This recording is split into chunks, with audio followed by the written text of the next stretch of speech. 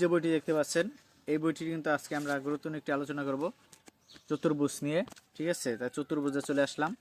এখানে আসলে দেখুন পূর্ববর্তী শ্রেণীতে ত্রিভুজ চতুর্ভুজ সম্পর্কে আলোচনা হয়েছে। আমরা ত্রিভুজ অঙ্কন করতে যে দেখেছি যে একটি সুনির্দিষ্ট ত্রিভুজ আঁকতে 3টি পরিমাপের প্রয়োজন হয়।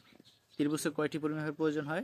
3টি পরিমাপের। স্বাভাবিকভাবেই প্রশ্ন জাগে একটি চতুর্ভুজ আঁকতে 4টি পরিমাপই যথেষ্ট কিনা। বর্তমানে এই অধ্যায় বিষয়ে আলোচনা করা হবে।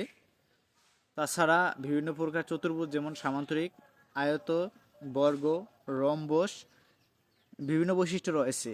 এই অধ্যায়ে বিভিন্ন প্রকার চতুর্ভুজের এ সকল বৈশিষ্ট্য চতুর্ভুজের অঙ্কন বিষয়ে আলোচনা থাকবে। অধ্যায় শেষে শিক্ষার্থীরা কী শিখতে পারবেন? চতুর্ভুজের ধর্মাবলী ও যাচাই যুক্তিমূলক প্রমাণ করতে পারবে। প্রদত্ত উপাত্ত হতে চতুর্ভুজ আঁকতে হবে। ত্রিভুজ সূত্রের সাহায্যে ক্ষেত্রফল পরিমাপ করতে পারবে। আয়তাকার ঘনবস্তুর চিত্র আঁকতে পারবে। আয়তাকার ঘনবস্তু ও ঘনকের পৃষ্ঠতলের ক্ষেত্রফল পরিমাপ করতে পারবে। ঠিক আছে, এই ছিল আজকের আলোচনা। পরবর্তীতে আরও আলোচনা করা হবে গুরুত্বপূর্ণ বিষয়ে। পরবর্তী সমস্ত আলোচনা পেতে চ্যানেলটিকে সাবস্ক্রাইব সাথে দেখুন। ধন্যবাদ সবাইকে।